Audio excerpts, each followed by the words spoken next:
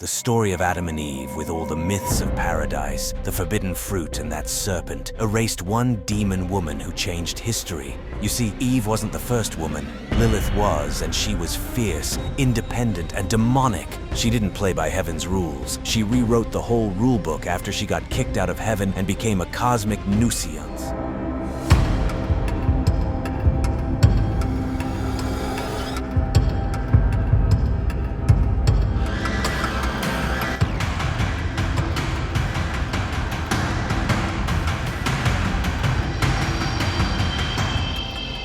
Welcome back to another episode of Secret Archives. Today, we are diving deep into the myth of Lilith, a figure so unsettling and wild that she was cast out of paradise and demonized for thousands of years. She dared to disobey Adam and ended up paying for it. From the very start, this seductress demon was causing chaos and was even blamed for infants' death and sinful desires. But the plot twist that she was Adam's first wife didn't show up till much later in a mysterious medieval text where Lilith refuses to be submissive, speaks the sacred name of God, and flies away from Eden. Over time, she transformed from feared child killer to powerful feminist icon, even becoming a spiritual muse for modern witches. Once condemned, now reclaimed, Lilith's story is a roller coaster of rebellion, reinvention, and raw power. It's the ultimate redemption arc. So according to medieval Jewish legends, Adam's original partner wasn't some innocent rib-born companion. Oh no. Long before Eve even came into the picture, some ancient texts were raving about another woman, Lilith, the original rebel. She wasn't created from Adam's rib, but made from the same earth and clay as equal, and that was a big problem. When Adam tried to assert dominance, Lilith wasn't having it at all. She wouldn't submit, so she left Eden willingly, just vanished. And it was in that silence that a terrifying legend took root. Lilith refused to come back, even after God sent 3 angels, Sanvi, Sansanvi, and Samanjalaf, after her. She wanted independence, and not to be ruled by men, and she would have her way. All fired up, she argued that she was only created to curse kids with illness and have dominion over them for the first few days of their lives. But she did agree that whenever she saw the angels, their names, or their form in amulets, she'll have basically no power over these kids. And not just that. As part of her punishment, the mother of demons will lose 100 of her kids daily. And that's exactly what happened. This is why people wrote the angels' names on the amulets of young kids. When Lilith sees their names, she remembers her oath, and the child recovers. But she didn't take this defeat with grace. Oh no. She went after Adam's offspring, becoming a vengeful spirit against babies and sleeping men in transformative defiance. As for the first man himself, well, he was pretty much left hanging.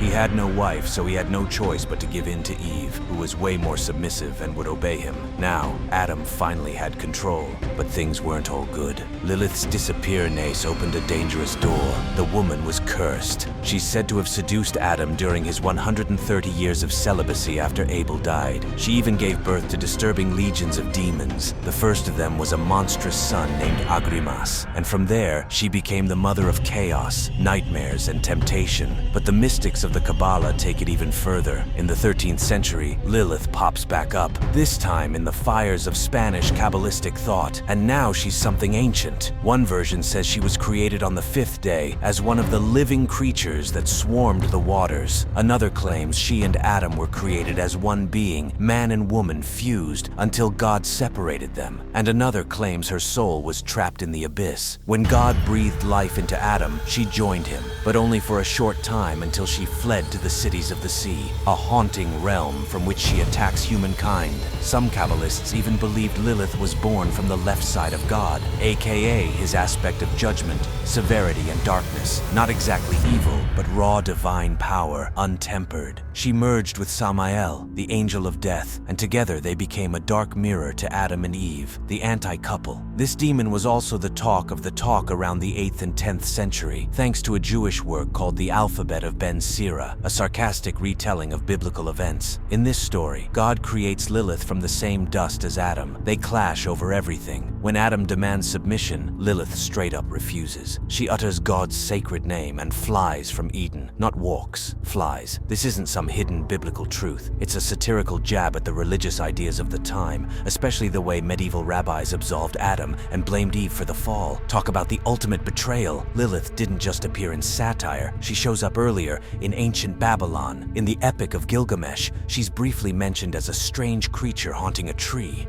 Later, in Isaiah 34:14, some Bible translations name her, but most don't. Instead of Lilith, they say things like night creature or screech owl. Why? Well, because the original Hebrew word probably pointed to a general evil spirit, not a person, and definitely not Adam's ex. She also makes an appearance in the book of Genesis and its dual creation accounts, while Genesis 2:22 is all about Eve. In an earlier passage, 1:27, hints are dropped that a woman has already been created. But even these texts didn't explicitly name-drop Lilith. The concept of Lilith as Adam's first wife only got popular after the 17th century book Lexicon Talmudicum of German scholar Johannes Buxtorf dropped. Here, this dominant female demon is seen as the queen to Asmodeus, the king of demons. This guy got pretty famous after all the legends about him in the Talmud, so this fusion was gonna happen in any case. The second myth of Lilith includes legends about another world, where she and Asmodeus came together to endlessly create the most demonic offsprings and wreak havoc everywhere. Talk about the ultimate league of supervillains. But her villain arc doesn't end there. In other myths, Lilith's said to have teamed up with both Samael and Lucifer, the dream team of rebellion. They come up with a plan to sneak into Eden. Lucifer distracts the gatekeeper, Gadriel, while Lilith and Samael slip in undercover. But Lilith's not there to go after Adam. No,